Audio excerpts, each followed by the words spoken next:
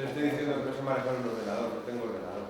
Entonces, claro, la forma de trabajar que tengo yo comparada con la de Jaime, pues es un mundo pues, completamente diferente. O sea, pero sí que tengo una relación con la tecnología, la verdad que desde hace muchos años ya, con la tecnología relacionada con la música, pues, y trabajo con este tipo de aparatos que salen de aquí. Y tengo también pues, un grabador en disco duro, que es todo pues más o menos el mismo sistema, pero que, bueno, que no tiene este lenguaje de ordenador que a mí me resulta pues, tan difícil de entender, porque yo soy muy viejo ya, entonces todas estas cosas nuevas pues me cuesta trabajo. Y bueno, en general yo la relación que tengo con la tecnología es por una parte de apasionamiento y por otra también de cierto recelo, ¿no?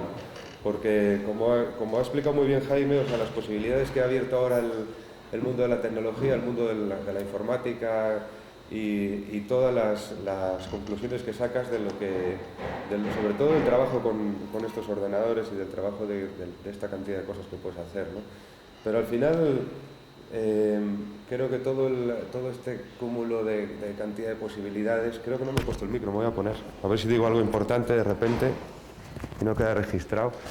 Y bueno, la cosa es que toda esta serie de cosas que vas descubriendo y ese afán que tienes de innovar y de hacer cosas que sean diferentes a los demás, de significarte, de tener tu propia voz, de tu propia personalidad, que es, bueno, es muy loable, ¿no? Pero te acabas dando cuenta de que tienes que bajar un poco las pretensiones y, en cierto modo, dedicarte a trabajar de una manera más, olvidándote tanto de trascender y olvidándote tanto de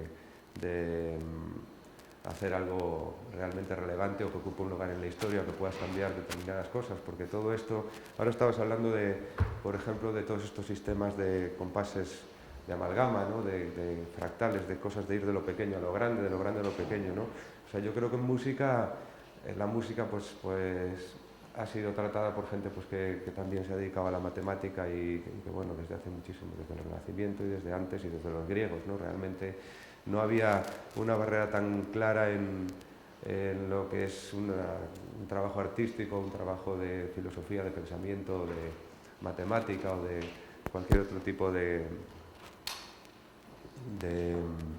cosas que se pueden hacer. Entonces estaba todo muy ligado, ¿no?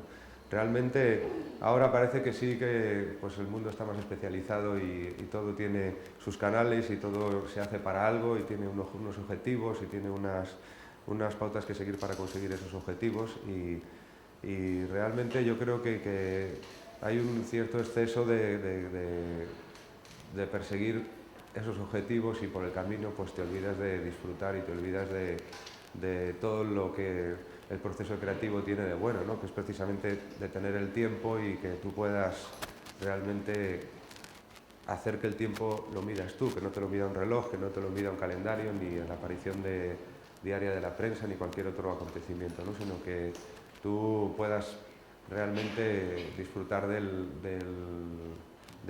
tiempo que vives y hacer que, bueno, de alguna manera se genere pues comunicación, se genere diálogo y se genere pues entendimiento, transmisión de emociones, transmisión de ideas, de pensamientos, de todo eso, ¿no? Que yo creo que es básicamente el objetivo, un objetivo que se alcanza cuando precisamente lo desechas, ¿no? No te interesa tanto llegar a tener ese objetivo. Y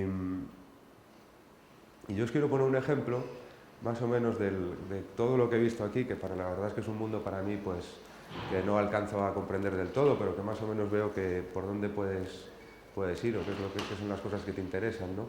Y creo que, bueno, en cierto modo siempre tienes una preocupación por eso, pero es una cosa que dices, bueno, necesito demasiado tiempo para dedicarle y no voy a poder nunca dedicarle el tiempo que merece, pero bueno, son cosas que vas conociendo, que vas tratando con gente y que vas hablando a veces de manera así tangencial, pero que luego acabas incorporando, ¿no?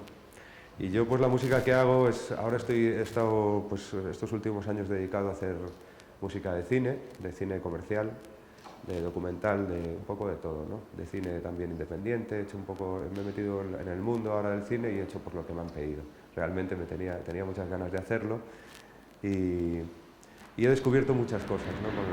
Tratando con la música de imagen, porque me he apartado en cierto modo de la dinámica de trabajar dentro del universo y de la industria musical, ¿no? Que tiene una forma de trabajar pues bastante mecánica y bastante poco divertida, ¿no? Y bastante previsible, y de eso es de lo que os voy a hablar más o menos hoy un ratín. Tampoco quiero ponerme muy pesado porque de momento no he empezado a coger las notas, o sea que ya creo que me tengo que controlar. Si veis que se me va la olla también me decís. Y os voy a poner primero un ejemplo para que veáis un poco todo esto, cómo he visto yo relacionado con las cosas que a mí me interesan, todo este mundo que hay aquí, ¿no? Y es un ejemplo de música electrónica. Es una música electrónica ya bastante antigua, quiero decir que no es nada moderno, debe ser de los años 50 o algo así, no sé muy bien porque no me preocupaba de mirarlo, fíjate. Y es la última pieza de este disco. Entonces, para que veáis cómo porque ayer me estuviste mostrando unas imágenes y unos programas que tenías, unos juegos, que relacionabas la música con el espacio, ¿no? Y eso ha sido una de las cosas que a mí me han obsesionado desde siempre, ¿no? Cómo las orquestas No, es la última, el 13, pero todavía no lo ponga. Mira, y resulta que, claro, tú pones los instrumentos de una manera y siempre es la misma, ¿no? Y se va llegando de hecho, bueno, pues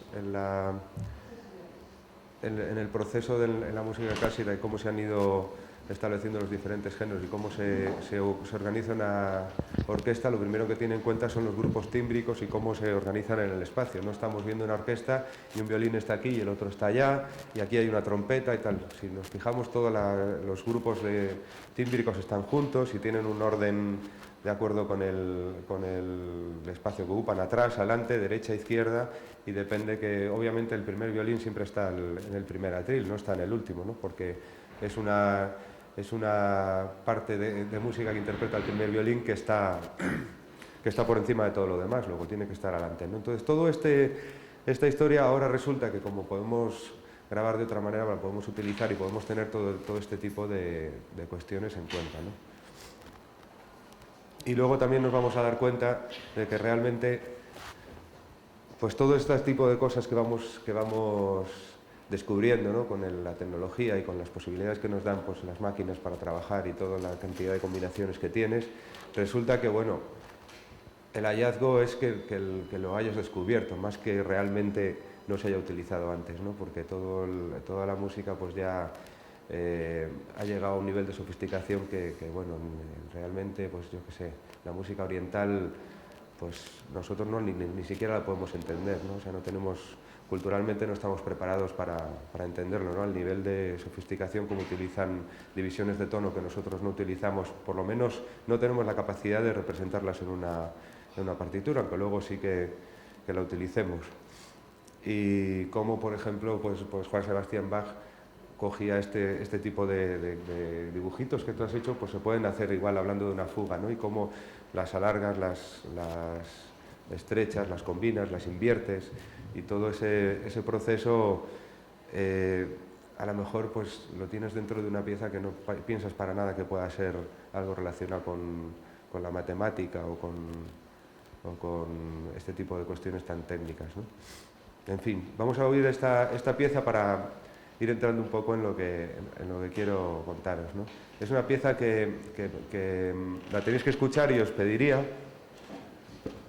que estuvierais completamente quietos, o sea, que os pongáis así más o menos derechitos y estuvierais quietos, porque lo que propone esta pieza, que es una cosa que a mí, la verdad, cuando lo descubrí me quedé completamente fascinado, es que te quiere hacer entender que la música está ocupando el espacio de esta sala, y no solo eso, sino que en el momento en que tú ocupes otro espacio, la música va a cambiar y va a empezar a moverse. Esto tiene una explicación científica que a lo mejor tú puedes conocer, yo no lo sé, porque es una especie de unas frecuencias que oscilan a un determinado ritmo, yo no sé muy bien cómo es. La verdad que no puedo explicarlo, pero el resultado es brutal, ¿no? Entonces lo que tenéis que hacer es quedaros un ratito, y si queréis yo os digo cuándo os podéis empezar a mover. Entonces lo que hacéis es mover la cabeza, levantaros, agacharos, hacer así rápidamente, y entonces parece que creáis vuestra propia pieza. Lo que vais a oír es un solo tono y luego podéis moveros, pues cuando quieras. Ponla fuerte si se puede. No, al principio empieza sin nada.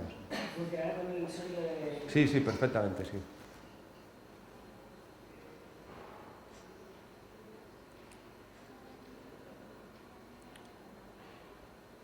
Las cosas serias son así. Ya veréis. Se tardan, sí. Es flipante. ¿Qué pasa? Ahora empieza ya.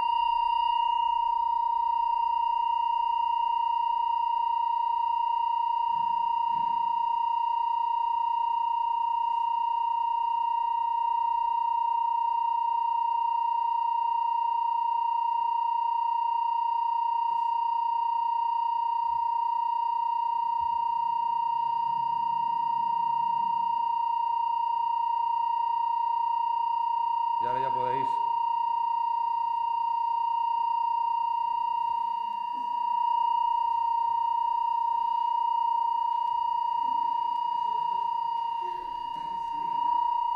Y si bailáis ya, es flipante. Si bailáis ya, la podéis hacer que tenga el ritmo que queráis. Y ponéis las manos por delante también. Es un alucine.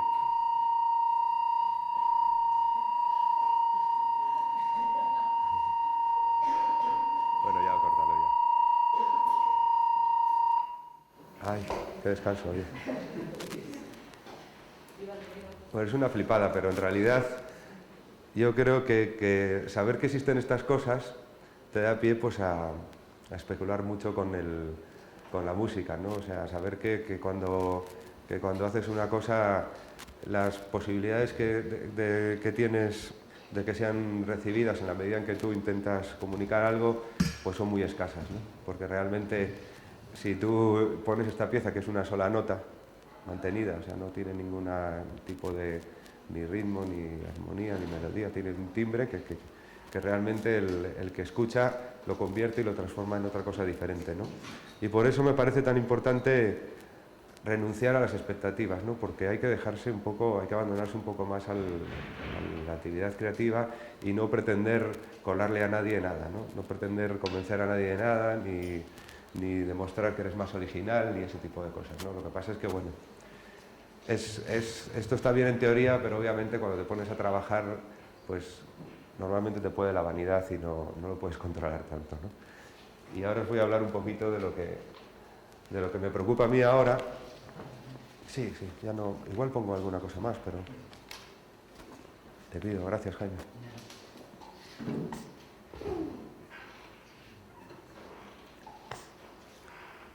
Lo que ocurre ahora con la música en general es que, bueno, realmente no es que haya una música para imagen o una música para algún otro, para un auditorio, para un disco, para lo que sea, ¿no? Sino que realmente la música ha pasado a ser una cosa pues de utilidad práctica, ¿no?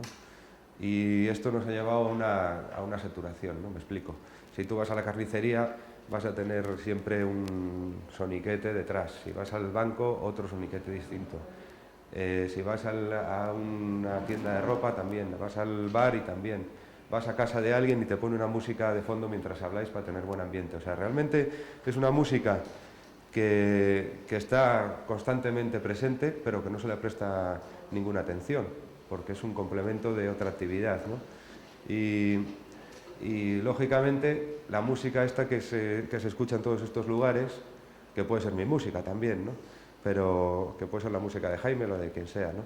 Pero realmente es difícil, ¿no? Porque es música que tiene un umbral expresivo pues bastante limitado, ¿no? O sea, quiere decir, no se puede poner un crescendo, ni se puede mover el tempo, ni se puede desafinar o utilizar cuartos de tono, utilizar cosas que sean musicalmente más audaces, porque eso molestaría, ¿no? O sea, si tú te cuentan algo y de repente hay una parte en que alguien te grita, te sobresaltas, ¿no? Eso pasa con la música. La música, sabes que tienes unos recursos que los tienes que manejar para conseguir pues, expresarte correctamente, ¿no?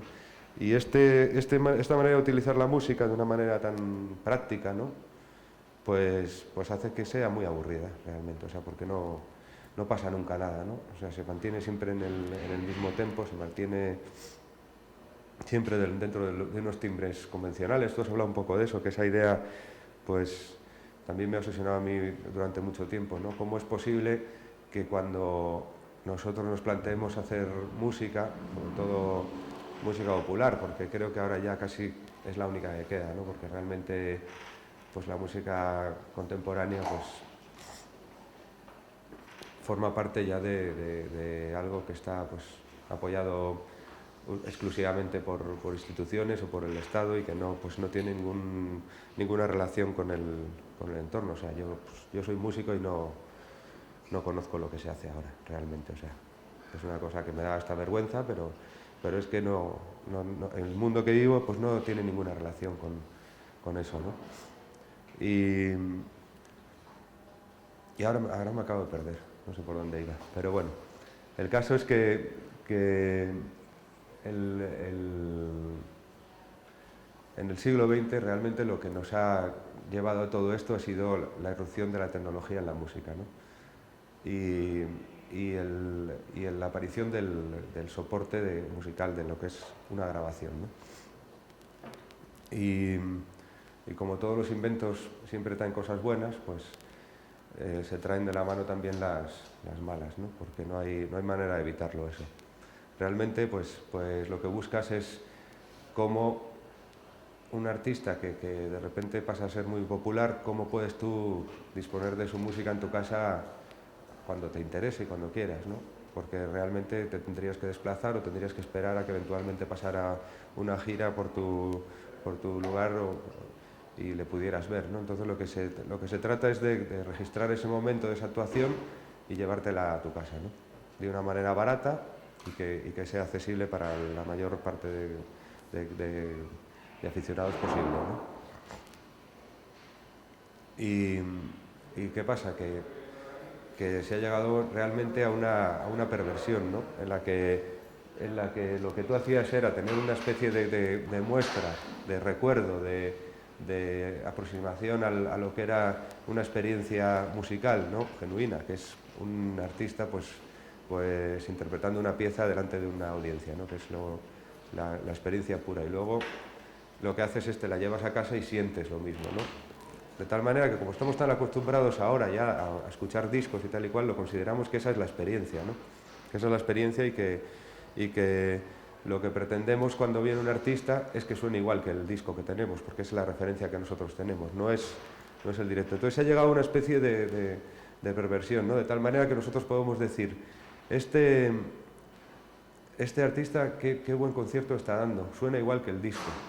Y eso, pues, eso es decir muy poco de un artista realmente, ¿no? Que se parezca a un artilugio grabado con el cual tenemos muchísimas dificultades, ¿no? Para llegar a hacer una música realmente expresiva, ¿no? Porque todos son dificultades técnicas, dificultades formales, dificultades de la cantidad de opciones que tienes para trabajar, ¿no? Imagínate que tú te planteas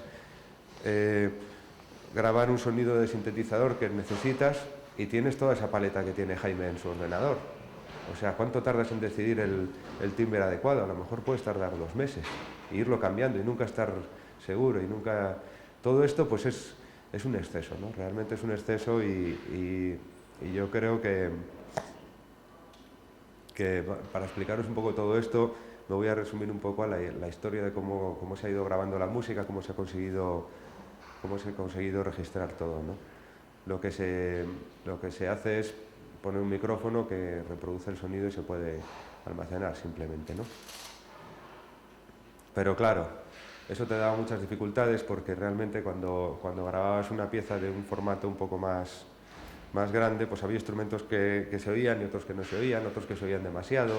Entonces tienes que situarlos en el espacio de tal manera que a lo mejor si tú quieres grabar un instrumento de percusión, un bombo, a lo mejor está en esa esquina y el cantante está aquí, ¿no? Y es una cosa, pues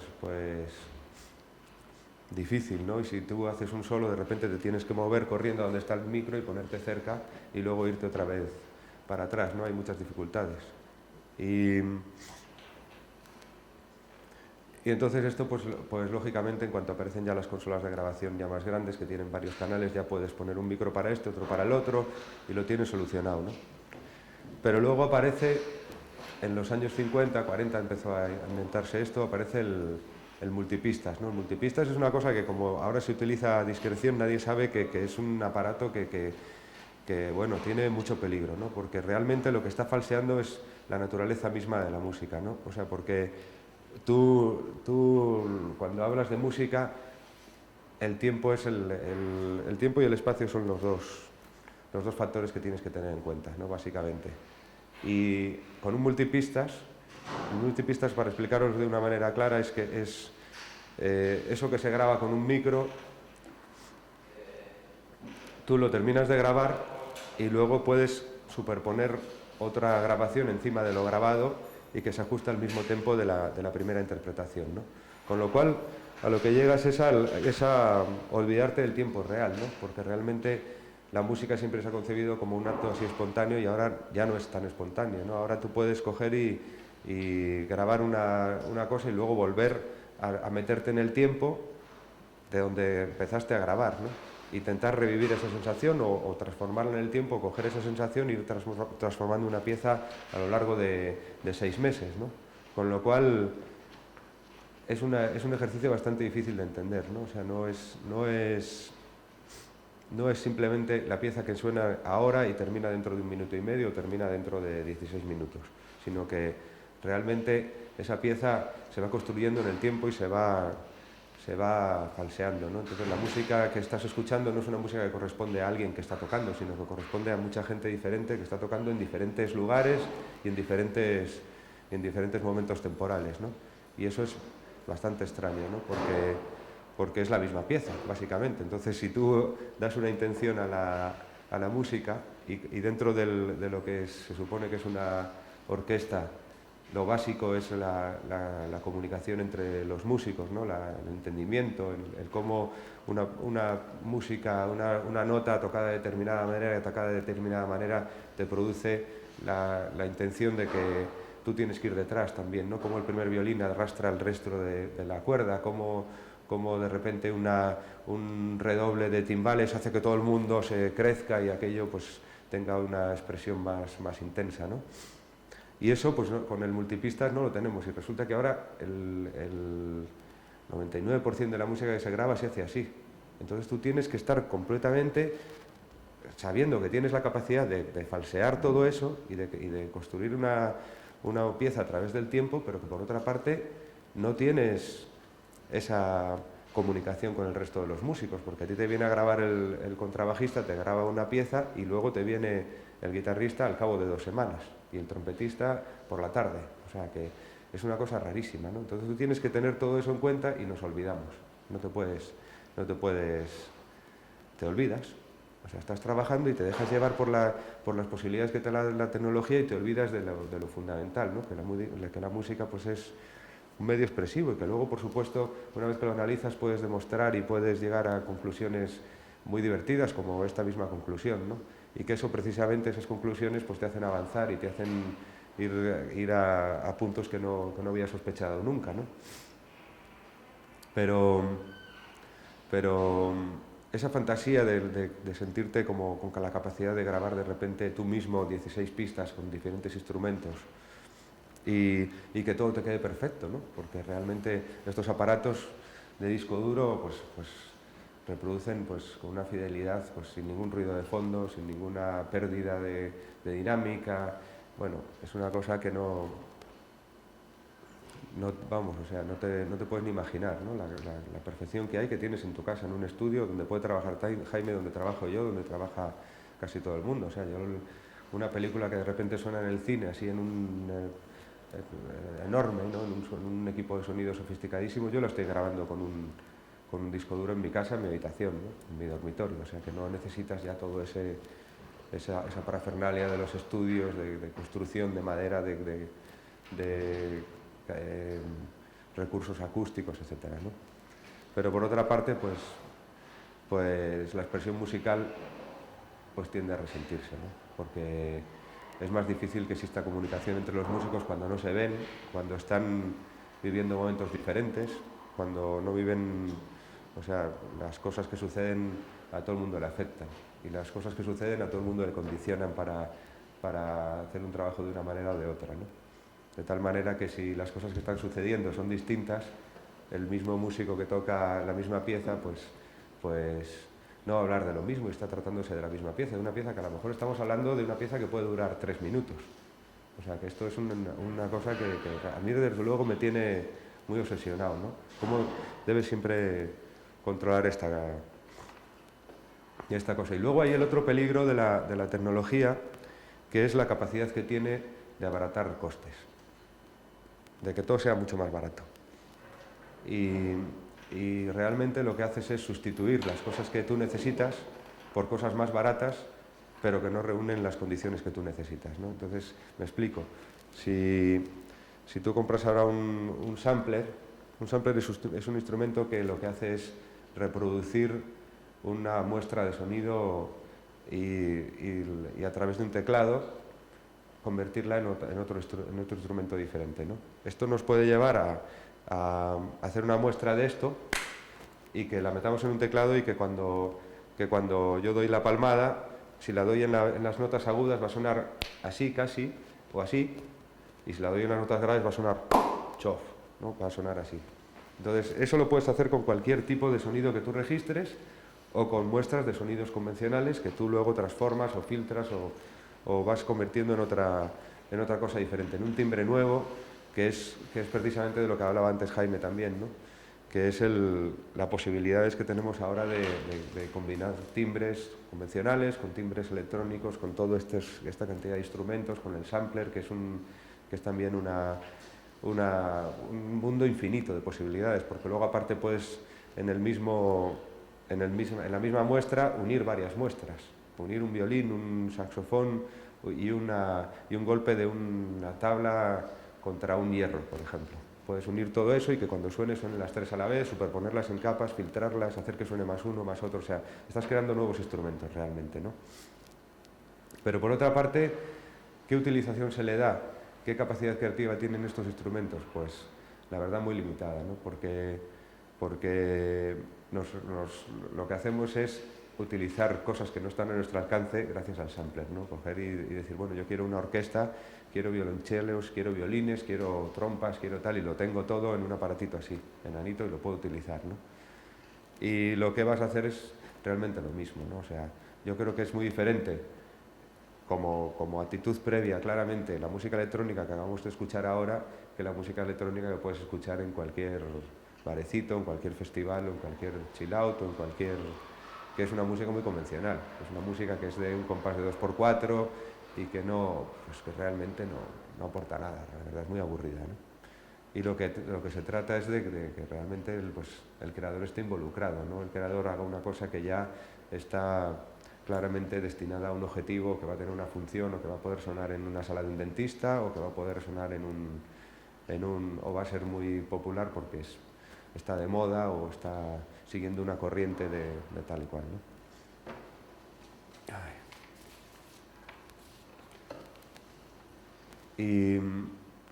¿Y qué es lo que pasa con todo esto? Que nos lleva a ver que en general todas estas posibilidades hacen que todo se uniformice mucho, lo cual es muy natural, porque bueno, se trata de que es lógico que lo que a ti te interesa se lo cuentes a tu amigo, que también es músico, o que también es poeta y que también le interesa a él, y que se vaya extendiendo y que al final pues las intenciones de todos los creadores que coinciden en un lugar y en una época determinada pues van coincidiendo, ¿no? Pero yo creo que la uniformidad que vivimos ahora en general pues es un poco excesiva.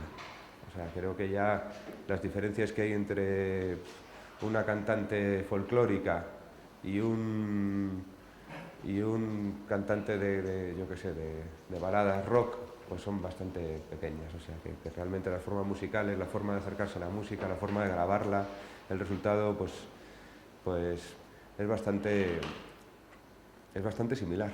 Y eso es porque parece que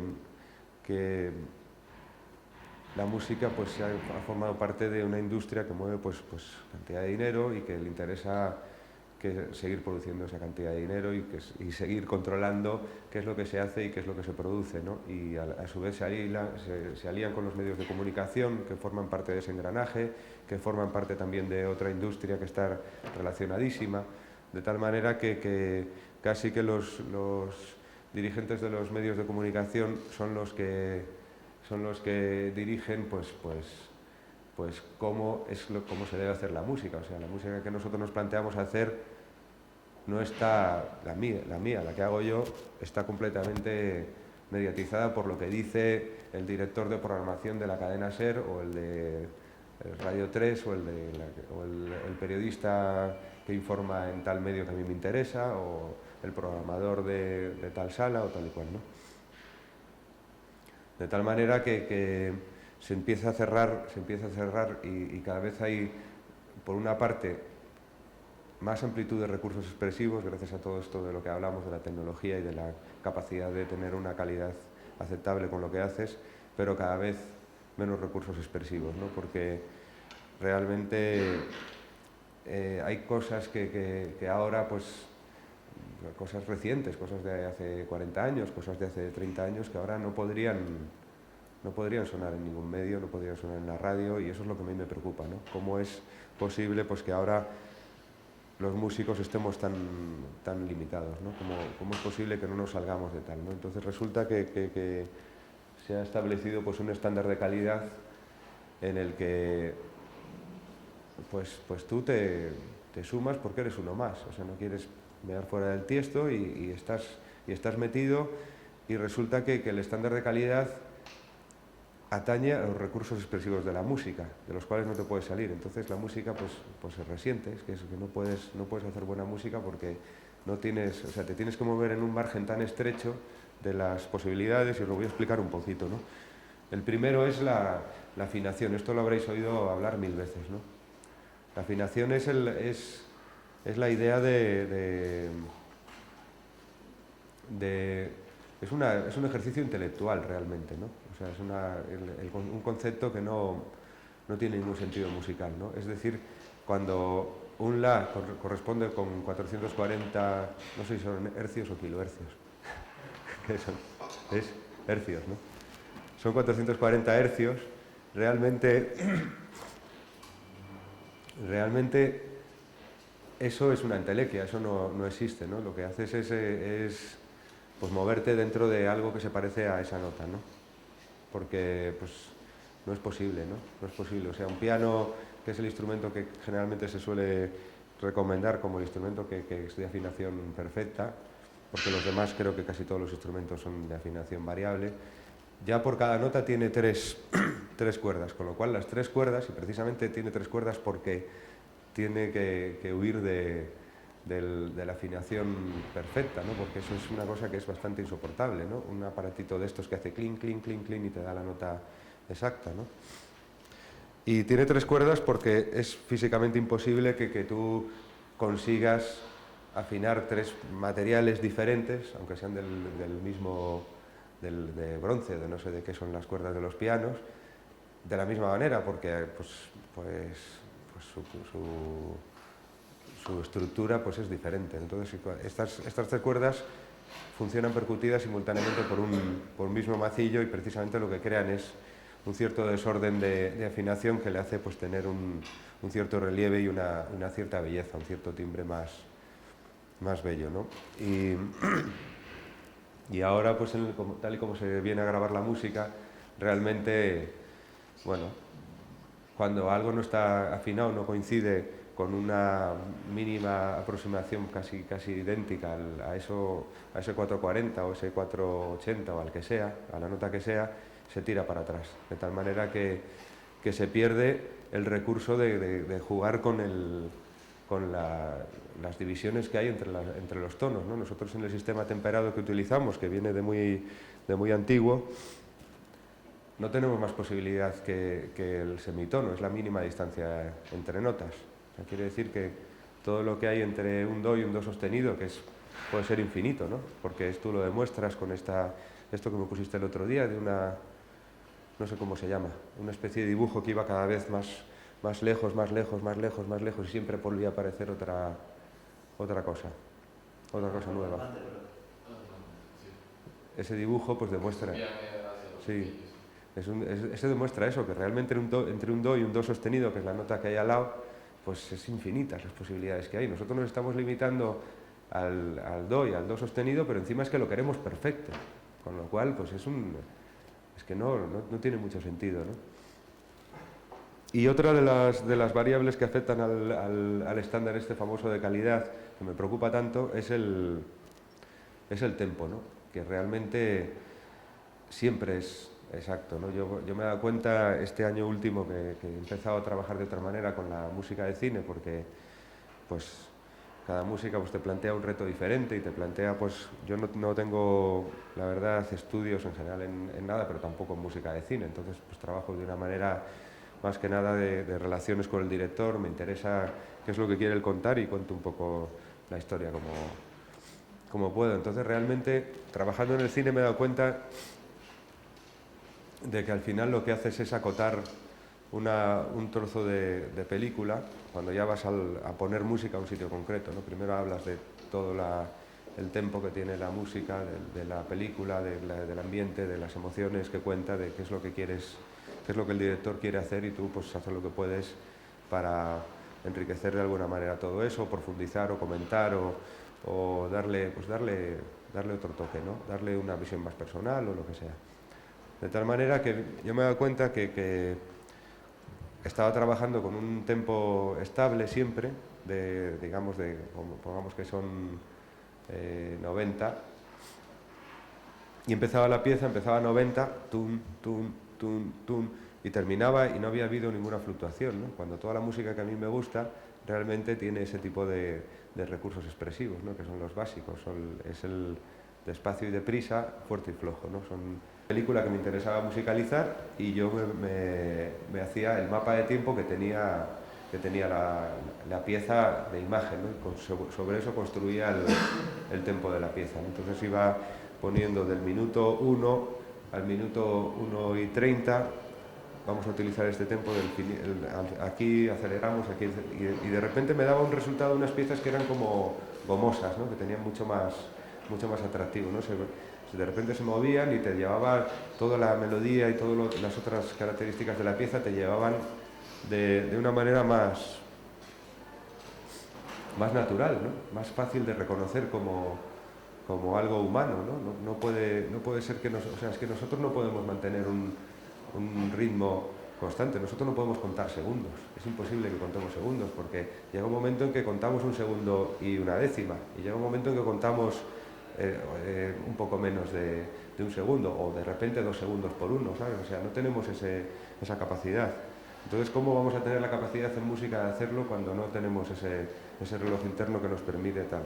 Todas estas acotaciones que precisamente te las da la tecnología, ¿no? Desde el momento en que tú inventas un diapasón, yo me acuerdo de la tortura que era cuando estudiaba el piano y me ponían el diapasón.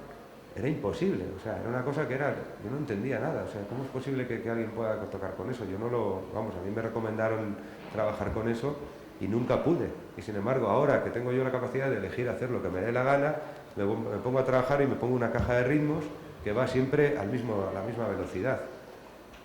No puedes entenderlo, ¿no? ¿Cómo es que la tecnología te lleva al huerto de esa manera? Entonces yo por eso estoy con esa doble visión del mundo que me toca ahora vivir, ¿no? de la tecnología, ¿no? Que realmente, claro, tengo muchas posibilidades, pero también tengo mucho peligro de que se me vaya la olla y que renuncie a lo que considero más importante, ¿no? Que realmente ser capaz de comunicar cosas, ser capaz de expresarme, ser capaz de involucrarme con la música de una manera más intensa, ¿no? Que al final es lo que te lleva a olvidarte de todo, ¿no?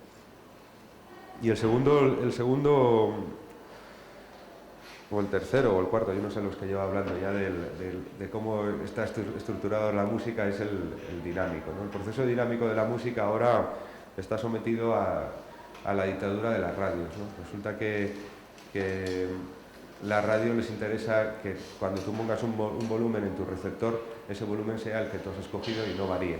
Entonces utilizan unos compresores bestiales que realmente lo que hacen es limitar la señal. Un compresor, un limitador, que es más o menos lo mismo, funciona de tal manera que tú le pones un umbral donde quieres que sea el sonido más fuerte y el más flojo, y todo lo que se pase de ahí o se quede corto lo estabiliza, ¿no? De tal manera que el sonido siempre va a ser muy uniforme, ¿no?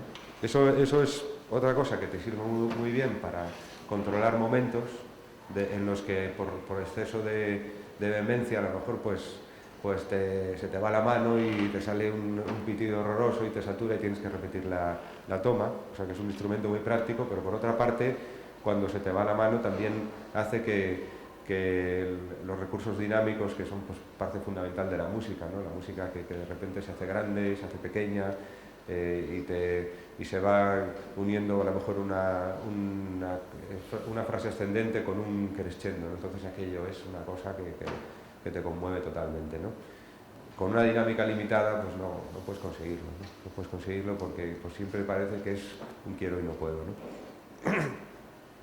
Y luego el siguiente estándar de calidad, que es el que hemos comentado ya, y es el del timbre, ¿no? Que parece mentira como cualquiera que se plantee montar una cosa nueva va a tener precisamente ahora que tenemos tantas facilidades y tantas posibilidades de encontrar cosas nuevas, de enredar con timbres nuevos, de hacer algo diferente, o que por lo menos de hacer algo personal, aunque no sea diferente, porque siempre sabes que bueno, yo estoy de acuerdo con la frase esa de que lo que no es tradición es plagio, ¿no? O sea, yo estoy completamente de acuerdo, ¿no? O sea, tienes que sí, personalizar tu universo y ser riguroso y ser sincero, ¿no? Y ser honesto, ¿no? Pero por otra parte, pues sabes que bueno, las posibilidades que tienes de realmente hacer algo nuevo pues son bastante escasas, ¿no? Pero sí puedes ir enredando, ir comunicando y que a lo mejor del que venga detrás de ti, si realmente con lo que tú has hecho pues consiga dar un paso realmente definitivo, ¿no? Una cosa nueva que se te haya pasado por la cabeza. Y todo esto me hace acordarme de cuando estabas hablando de la partitura, ¿no? Y de la relación que tenemos con la partitura, ¿no? Que al fin y al cabo es pues la manera que tenemos de acordarnos de lo que se nos pasa por la cabeza, básicamente, ¿no? Es una manera de anotar, ¿no? Es un lenguaje que te permite anotar una idea musical, ¿no? Y todo lo que he hablado hasta ahora me llega al punto en el que realmente estoy y que es el que realmente me interesa, y es cómo es posible que cuando yo utilizo la partitura para memorizar una idea musical, que a lo mejor la he tenido caminando por el Retiro o por la calle, o de repente estoy fregando los cacharros y se me ocurre, y es lo que yo anoto, y lo que anoto es simplemente unas, digamos, acotaciones de lo que es la idea musical, ¿no? Y cuando me he puesto a trabajar en esas ideas, que luego ya pues al cabo de 3 días dice voy a trabajar esta pieza tan bonita que se me ocurrió, de lo único que parto es de esas acotaciones que tenía, y me voy siempre de ahí hacia adelante y nunca vuelvo hacia atrás, ¿no? Y eso es el peligro que tiene para mí la partitura, ¿no? Que realmente cuando has escrito una idea musical, lo que haces es luego, a partir de ahí, empezar a aderezarla, empezar a utilizar el oficio, empezar a divertirte, empezar a sumarle cosas, a variarla, a cambiarle, a enredar, ¿no? Y te has olvidado de lo que realmente te provocó escribir eso, ¿no? Que es la idea más genuina, ¿no? Realmente lo que ahora me planteo cuando veo una partitura que he escrito es decir, ¿qué es lo que tenía yo en la cabeza cuando escribí esto? Porque obviamente no es una corchea, porque una corchea, como hemos hablado de todo esto que os digo, una corchea es una especie de abstracción de una figura en relación con la siguiente y en relación con la anterior. O sea, una corchea puede durar 3 minutos o puede durar una milésima de segundo, depende del contexto, ¿no? O sea, lo que te hace la partitura es regular la altura del sonido, regular la duración, regular las armonías, regular un poco por dónde vas, pero no puede ser un fin en sí mismo, ¿no? No puedes tratar de mejorar la partitura. Lo que debes de hacer es siempre ir a buscar qué es lo que querías que había detrás cuando apuntaste esa idea y realmente ir a buscarlo, ¿no? Ir a buscarlo, y para eso pues ya te metes otra vez en el proceso pues de utilizar el contrapunto y sobre todo de olvidarte del puto estándar de calidad que la verdad se convierte en un tostón, ¿no? Y básicamente cuando trabajas en este tipo de cosas que son prescindibles, de lo que se trata es de divertirse y de disfrutar y de olvidarte de todo lo demás, ¿no? Y de olvidarte de cosas grandilocuentes y de olvidarte de creer que vas a cambiar el mundo y ese tipo de historias, y ser más humilde, ¿no? En realidad. Y no pasa nada porque te salga una mala pieza. Claro que si eres cocinero y te sale un mal plato, pues igual intoxicas a alguien, ¿no? Entonces es una putada, ¿no? Pero siendo músico pues tienes que tener más deportividad y no tomarte las cosas tan a pecho y no pretender tanto y no, la verdad que no se te vaya la olla en realidad. Y yo creo que bueno, con esto, si queréis ahora comentamos o lo que queráis, pero creo que con esto ya termino. Preguntas. Siéntate aquí conmigo, Jaime, ¿no? Y así, si quieres. Yo sí quiero ver cómo funciona el móvil, y ahí te recomiendo realmente grabarlo de la manera que sea, con un chismito de casete, o si es más fácil registrarlo con un instrumento, ¿no? Porque a mí también me ha pasado y efectivamente de repente encuentras una secuencia de notas y no significa nada a partir de repente, insisto, porque lo escribí yo que lo entendí, no me dice nada.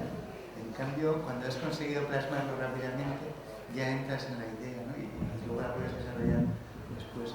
No, pero yo al revés, yo voy todavía más lejos de eso. O sea, yo realmente no lo grabo intencionadamente, o sea, no me interesa grabar una idea, porque en cuanto tú lo concreto, o sea, realmente lo que no se expresa no existe, o sea, no puedes hacer nada que no esté expresado, ¿no? O sea, si tú no lo grabas, si tú no lo transformas, no existe, pero cuanto más concreta es una cosa que no está suficientemente trabajada, más te limitas, por otra parte. O sea, si yo tengo una melodía y lo grabo con el piano, pues inmediatamente voy a tener esa referencia. Cuando si lo tengo escrito, lo que hago es leer lo que hay escrito y pensar qué es lo que había detrás. Entonces empiezo a imaginarme el mundo que hay detrás. Ahí está la limitación de las partituras tradicionales de la creación, que yo no sé si ya desborda un poco, pero en los secuenciadores actuales tú, por ejemplo, grabas pum, pum, pum, y entonces puedes ver 3 notas, y si lo ves en la página de partitura puedes ver 3 negras, ¿no? Pero si lo ves en otra página mucho más precisa, que te da el timing de cada, el momento justo en que se tocó cada nota, su duración, ves que ninguna de las notas es igual, ¿no?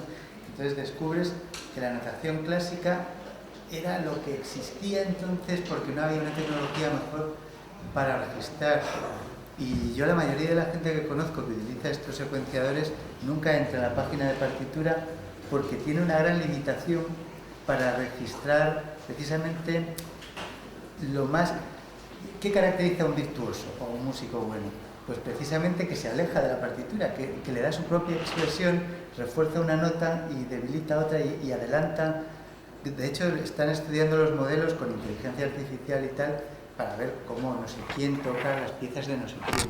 Entonces se encuentran que antes del tresillo pues siempre se acelera porque si no, no les entra bien el tresillo, e intentan hacer un modelo para que luego un ordenador pueda reproducir esa interpretación.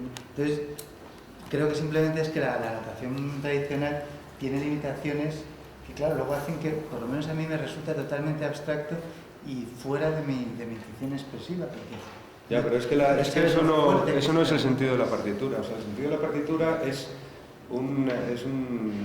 digamos, esto es un entente cordial entre todos los músicos que vamos a tocar ahora, y todos tenemos nuestra escritura, pero eso no es nada, no existe, o sea, eso no es música. O sea, una partitura es que la vamos a entender porque se ha deformado mucho realmente la educación musical, que una partitura es el reflejo de una música y no al revés.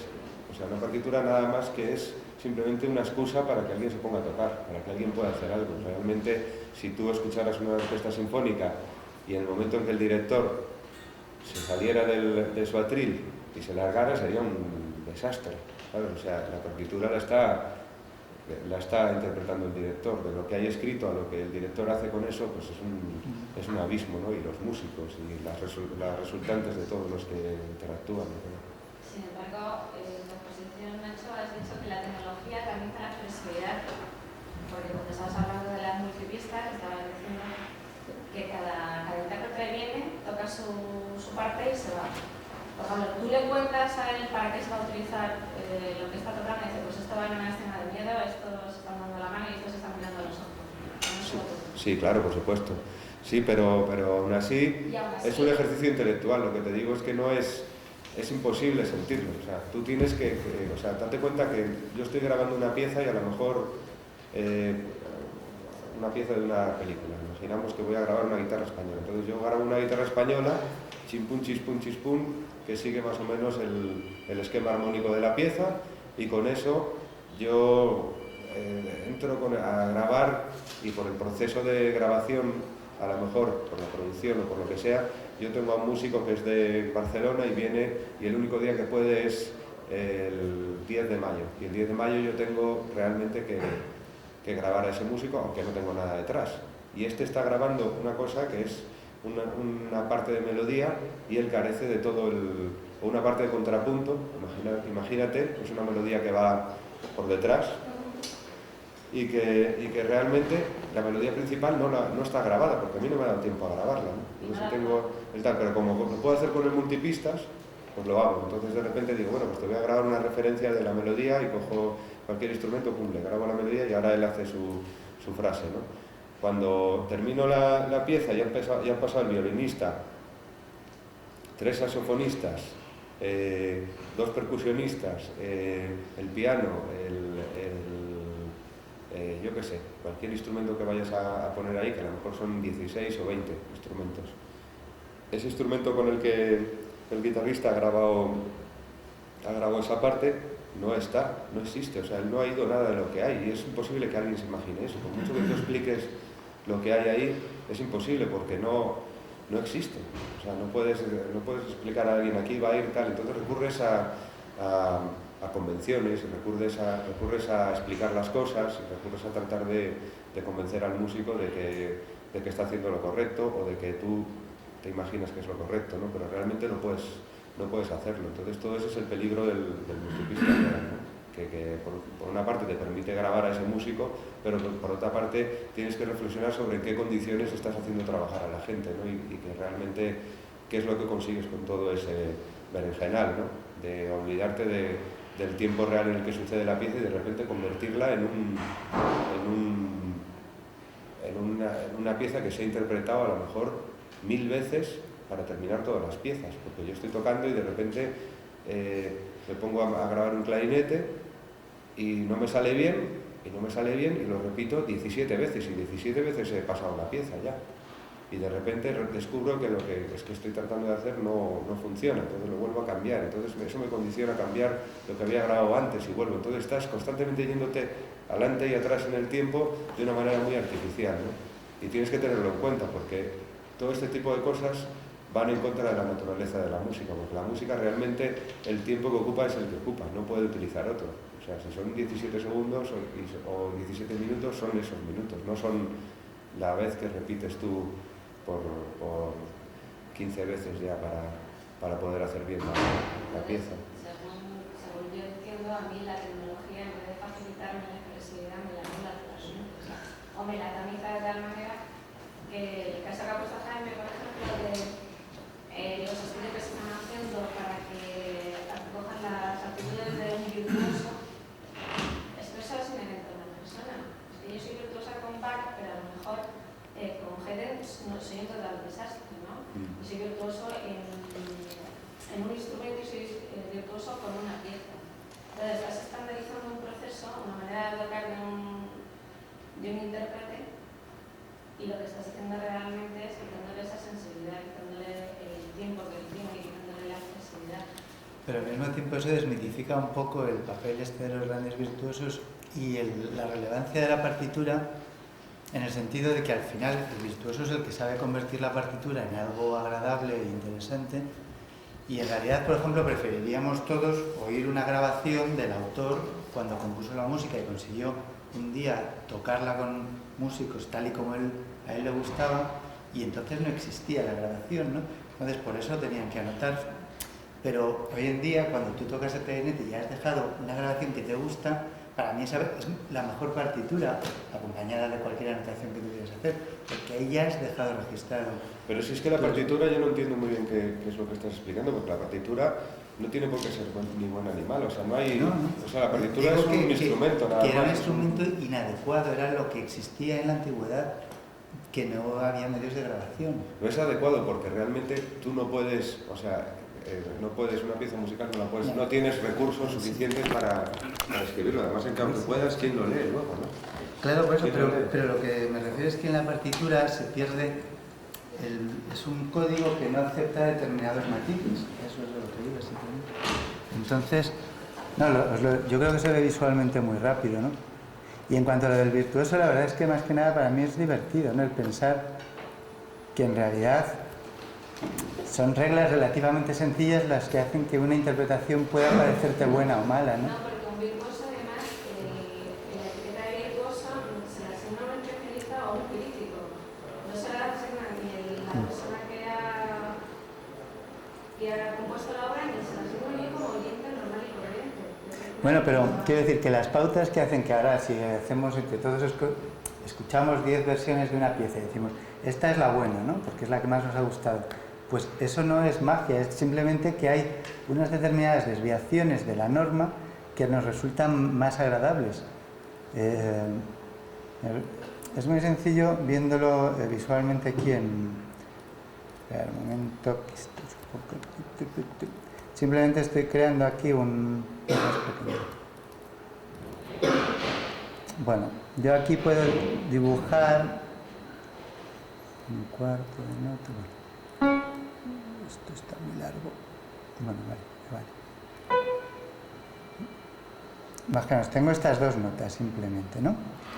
Que aquí en principio... Espera que estoy... Me aparecen como dos negras. Bueno. Esta nota, a ver si es que no me cabe nada en pantalla. ¿Veis? Aquí está la velocidad con que se han tocado, que en principio es la misma porque la he hecho con el ratón. Si hubiera grabado con un teclado, pues por ejemplo, ahora esta ya es menos. Tiene 91 de velocidad para la escala de esto, el código en que se ha digitalizado, y este tiene 100. Si voy aquí, no tengo ninguna información de que una nota sea más fuerte que otra en interpretación. Tenemos unas pequeñas claves en notación que introducen esas, pero muy pocas, unos acentos. O luego, por ejemplo, si yo quitamos esto, aquí, es que no estoy muy acostumbrado a esta versión.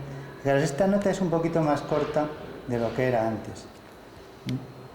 Pero aquí sigue apareciéndome como una negra exactamente igual. Entonces, lo que voy es que la interpretación buena, la que tú haces con integrado, tiene unos matices que esta partitura no es capaz de reflejar. Y en cambio este otro sistema, mucho más tonto, es una pianola, ¿no? Pero es más capaz, o por ejemplo, de ver si el principio de la nota ha empezado un poquito más tarde. O, bueno, espera, a ver aquí. Esta nota empieza a cabeza, pero la puedo desplazar un poquito. ¿Cómo se puede hacer? Lo maravilloso de eso que está hecho, los seres humanos que somos imperfectos y que gracias a Dios no podemos imprimir la misma velocidad en el mismo tiempo. Sí, pero esto nos ha permitido comprender de repente dónde estaba esa gracia, ¿no? No, eso lo sabemos desde la antigüedad. Desde que se interpreta música, sabemos que dos personas interpretan la misma partitura exactamente igual, leyendo exactamente igual el pentagrama. Yo creo que eso es lo maravilloso y lo que hace especial una pieza o a una persona, a un intérprete, es eso, que cada uno le imprime su carácter. Pues eso, pero resulta que además eso es bastante predecible y bastante incluso reproducible, ¿no? No, pero la virtuosidad de No es imposible, no. un músico no se ve en nota a nota, no se ve como... No, pero con inteligencia artificial haces un análisis de toda una interpretación. No, os lo juro que lo están haciendo. Desde el punto de vista Vamos, local, de los pequeños desfases, cómo maneja un tresillo, etc. Pero un músico virtuoso lo es en un sentido global de la obra. En la medida en que él decide imprimir cierta energía. Solo tienes que hacer un programa adecuado que analice eso. Esto es lo que hicieron fue con un piano de concierto, introdujeron simplemente, lo convirtieron en un teclado MIDI capaz de registrar toda la interpretación, y con un gran pianista en toda su gira mundial grabaron todas las versiones que estaba haciendo de no sé qué, porque yo en clásica no estoy. Y entonces luego a continuación a los ordenadores a analizar, ¿no? Es como comprender el modelo del tiempo, porque necesitas comprender la globalidad del tiempo de años, pero se puede hacer. No, pero en el ordenador hay una cantidad de información que no puede manejar. Un músico virtuoso es algo que además no se puede ver en una obra. Es algo que, claro, por eso hicieron toda la serie de conciertos. Tiene que ver nada más con el hecho de qué músicos está él escogiendo y por qué. Tiene que ver un contexto histórico, tiene que ver el carisma propio del músico, tiene que ver el movimiento, los ruidos que hace más allá de las notas. Pero eso son variables que se pueden sistematizar, en serio. Yo no lo sé hacer, pero que lo están haciendo, en serio. Y a mí me parece que dice mucho, desmitifica... Se escapa totalmente a cualquier análisis computacional. Esas son sensibilidades que se pueden descomponer. Claro, claro. No porque va mucho más allá de los patrones. Por ejemplo, es muy sencillo.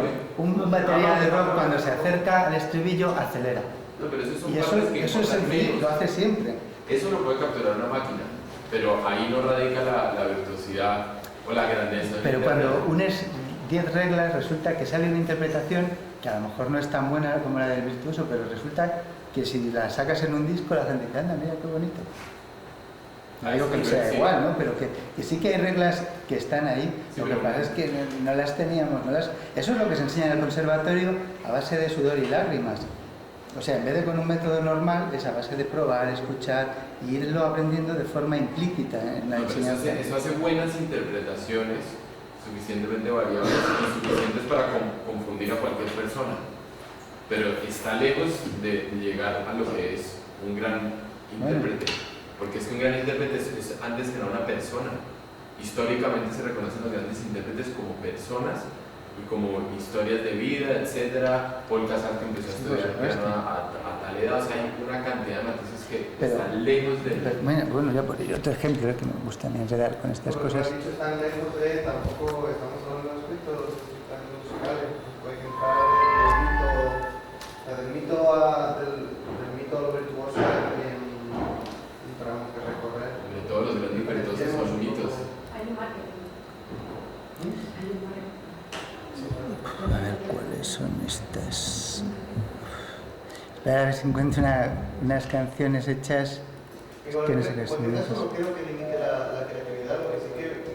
No, es que dice que se analiza la sensibilidad, que toda la parte tecnológica se le aplica, por ejemplo, a lo que hace Nacho, que sería una composición no electrónica, la que pusiéramos en una película, el libro está diciendo que no, yo soy de aquí. Porque yo llevo a un punto de la misma habitación, yo no sé ni cómo va a ir como yo. O sea, juega sentido, y cada todo se tiene que hacer es componer la melodía en la cabeza cada vez que uno empieza grabando un instrumento para saber si le va a quedar bien o le va a quedar mal. Pero por eso, o sea, que no junta todo, supongo que no sabrá si va a correcto o no va a correcto. O sea, a mí me parece un ejercicio dificilísimo, porque se ha metido que el saxofón. Dentro de 3 meses vamos a tocar el piano y pensar que eso quede bien, que quede solvente, que quede solvente. Mira, un ejemplo muy tonto es esto de un programa de autocomposición.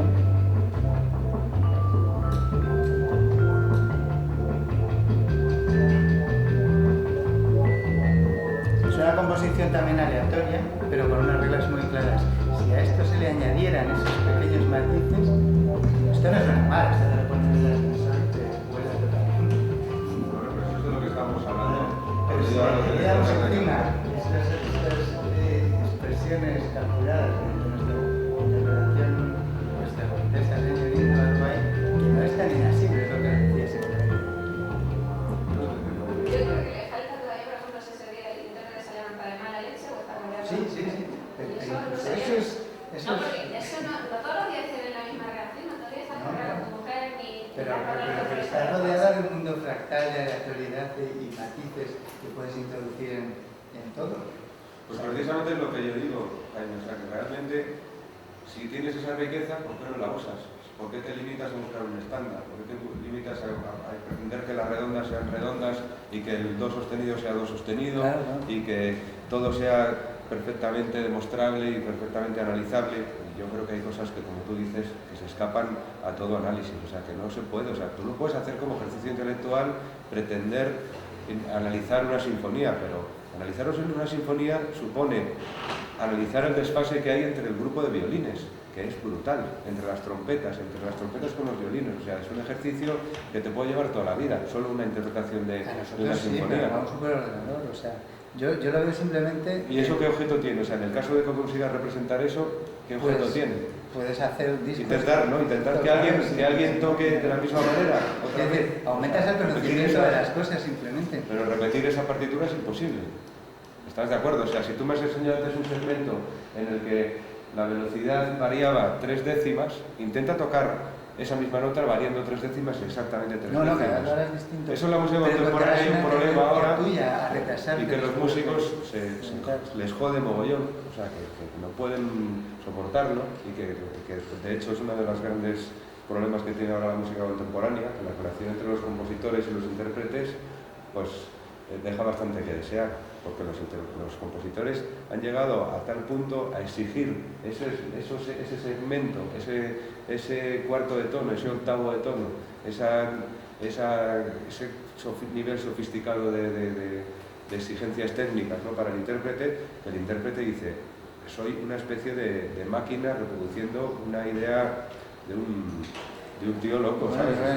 Entonces, claro, el tío odia la pieza que está tocando. Lo que hago para eso es que lo programo y ya suena como yo quiero, no necesito que nadie lo toque. Ya, pero es que hay cosas que no se pueden programar. Entonces, es que el sistema es ese, joder, hay que, primero para que las cosas funcionen, tú que haces la pieza tienes que tener libertad. O por lo menos una idea de libertad, una sensación de libertad, una fantasía de libertad, como quieras llamarlo, ¿no? La sensación de que estás haciendo algo y que no tienes ninguna cortapisa, ¿no? Cuantas más cortapisas te pongas, es justo peor. Aquí lo contrario. ¿Eh? Precisamente iba a proponer que frente a este exceso de tecnología, de vías, creo que de las pocas estrategias que podemos establecer para llegar a algo es precisamente un planteamiento de reglas de partida, de colaboraciones, porque uno de los mayores problemas es acabar haciéndolo todo uno solo, porque pierdes el feedback, el enriquecimiento mutuo de músico con músico, ¿no? Y luego poner reglas y limitaciones, es decir, voy a tocar solo con mi bandurria y solo con esta cuerda de la bandurria, porque de repente las limitaciones, no sé, creo que potencian el espíritu creador frente al abanico inmenso de libertad que te pones, porque entonces, bueno, pruebas, te pierdes, vuelves, en cambio ejercicios de, dentro de estas reglas de juego, a ver qué se te pones tú las normas, entonces es muy loable, claro, si te las pones tú. Y si yo no quiero ponérmelas, es también igual de loable. La putada es que te las pongan desde fuera, que tú estés tragando con las normas que te pone un programador de la cadena SER de los 40 principales, que es un tío que tiene 3 discos en su casa, que no ha oído nunca música y no sabe nada de lo que estamos hablando ahora en este momento, ¿sabes? Es muy grave que gente como tú y como yo no tengamos ninguna posibilidad de sonar en la radio, por ejemplo. O sea, que somos gente que estamos preocupados por hacer música, que tenemos una trayectoria, que tenemos un reconocimiento a lo mejor en países extranjeros. O sea, que yo te he dicho que tú me habrás seguido en determinadas radios. Pero vamos, en radios minoritarias, no en radios donde la gente se entera de lo que sucede. O sea, lo que sucede con lo que hago yo y con lo que haces tú no tiene nada que ver. Nada que ver, o sea, es otro universo completamente dispar. Pero de todas formas, al mismo tiempo, para mí esto me está dando la posibilidad increíble de hacer cosas que yo no podría hacer sin esto. Es decir, yo como músico puedo tocar, y además me ha pasado, he tenido que optar por ello, al grabar un disco con un grupo de 2 personas, claro, yo he ido grabando un instrumento, otro instrumento. Al ir al directo dices, bueno, ¿y ahora qué toco? Porque yo en este disco he grabado el bajo, he grabado la guitarra, pero no puedo tocar el bajo y la guitarra a la vez, ¿no? Entonces, me da esa infinita posibilidad de hacer cosas que yo solo sin esto no puedo hacer. Es decir, pongámonos en el caso más clásico, estás aprendiendo música de cámara. Yo escribo una pieza y hasta que convenzo a 4 amigos para que me la toquen, yo no la puedo escuchar. Y en cambio con este sistema la escribo, la escucho y digo, qué burrada que acorde tan feo, ¿no? En cambio, es una herramienta, no es la... Es que estás diciendo cosas dando por supuesto que escuchas la pieza, cuando no la escuchas. Realmente no estás escuchando la pieza una aproximación mayor que la lectura, ¿no? Una aproximación. Yo de hecho tengo una discusión con todo esto, con mis amigos compositores que también utilizan el ordenador y gente que trabaja en el cine lo hacen ya de manera sistemática, utilizan un sampler que tiene toda la paleta de la orquesta y ponen la música y hacen una partitura y la partitura la toca el ordenador. Eso lo habréis visto 1000 veces, ¿no? O sea, tú le pones la partitura, le asignas un timbre y ahí la toca el ordenador, ¿no? Es horrible, es una cosa nefasta. Bueno, pero imagínate que eres un estudiante de música que has hecho tu primera sinfonía. ¿Siempre será mejor oírla así? Yo creo que no. Ahí diferimos, vamos. Yo creo que oír eso es una tortura. Es una tortura. Arreglar cosas y... O sea, nadie puede disfrutar oyendo eso. Y una cosa tocada por una máquina... La pregunta es, vosotros sabéis, o sea, tenéis una formación musical, sabéis lo que implica estudiar armonía, todo lo que conlleva y todo eso, pero a ti te parece bien que yo, no tengo ni idea, me pongo con un bichito de este, pues yo al revés, claro, es que ahí soy absolutamente garajero, defiendo que el niño más tonto que no tiene ni idea de música y que no irá nunca a un conservatorio, haga música. Porque habrá 100 niños que harán porquerías, pero habrá uno que hará cosas que me van a interesar a mí personalmente. Entonces creo que universalizar y democratizar las tecnologías, y el solfeo era un gueto de élites. No, pero es que yo no estoy de acuerdo también, porque precisamente eso habla de que tú le buscas una utilidad a la música, buscas a ese, de los 100 niños que están haciendo, el que hace la cosa que a ti te va a servir, ¿no? O sea, lo importante es que los niños toquen música, porque tocar música es una actividad muy liberadora, o sea, es una actividad acojonante. Entonces, la gente tiene que tocar música, porque sí, porque es divertidísimo, porque es estimulante, porque te armoniza con el mundo, porque la música es algo que te produce una calidad de vida acojonante. Claro, por eso, no porque quieras hacer una gran obra, o sea, hacer una gran obra o no, ¿quién coño la va a hacer? O sea, yo desde luego no la voy a hacer. Yo ya he tirado la toalla con eso hace mucho. Es una cuestión de intenciones, sí que puede haber. También. Pero es que si vas siempre con metas y con más opciones y con tendencias y con ideas fijas, siempre haces cosas, siempre te aburres. ¿O no? Sí, yo creo que es bastante personal. Claro, yo creo que es que estás ahí como Hombre, yo limitando. por la experiencia que tengo te puedo decir, y por toda la gente que he trabajado y que estoy en este medio, que siempre cuando la gente se empeña en perseguir, se sufre y se lo pasa a uno muy mal. Pues se sufre, pero se pueden llegar a grandes resultados. Ahí estamos hablando ya fuera de la música. Hombre, claro, porque eso también, si tú tienes una idea muy judeocristiana de la vida, pues entonces te parece interesante el sufrimiento. Claro, pero a mí no me interesa, claro. Eso es una filosofía, claro. Que es un resultado grande, es un gran resultado, que es una gran obra. Un resultado óptimo para aquel que la produce y... Eso es algo que no puedes perseguir, obviamente. Que es un gran resultado. Si no es una obra, a Eso es ti te parecerá genial y a mí me parecerá una mierda terrible porque no sabes cómo de amigos. Pero un chavalín que haga una primera pieza de tecno terminada, que ya para él va a ser aprender muchísimas cosas, para él esa será una gran obra tremenda, mucho mejor que estas mías para mí, porque va a ser su primera producción completa dentro de algo que a lo mejor aquí oímos y es punchín. Pero ahí estamos en la idea de Nacho, de crear y disfrutar y ya. Claro, por eso. El idea de que no lo paséis todos. Pero hablamos, pero yo con la música electrónica tengo que me importa que soy un chaval con 11 años y con otro a lo mejor cojo una guitarra y la canto tal y interactúo un poquito más con lo que tengo alrededor. Lo que digo en el disfrute común, ¿no? Más opciones, pero sí, no limites ninguna, no sé. Pero tú no crees que hay que tener cierta culturilla dentro del campo de la música, digo que tengas Sí, 5 mira. años de solfeo, ¿no? Cuanta más datos tengas, más paleta, más amplia y más te diviertes, o sea, y eso está claro, o sea, la ignorancia no conduce a nada bueno. A mí me gustaría saberlo, lo que pasa es que también, de hecho, pues los músicos que yo admiro están años luz de lo que yo puedo hacer con la música. Entonces, claro, yo no puedo coger y oír a Bela Bartok y pensar que como no voy a ser capaz de hacer nunca nada parecido, yo le admiro y le adoro, o a Duke Ellington, o a Piazzolla, o al que sea, ¿no?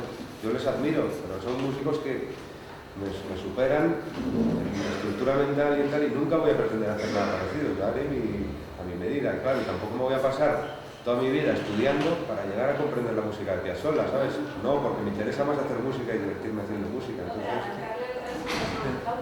Pero tengo que poner una gran objeción a lo que es la carrera tradicional, porque conozco muchísima gente que le supone tal gran esfuerzo y una desviación tan grande que cuando salen precisamente odian la música realmente si hablas con ellos en profundidad y son incapaces de hacer nada propio.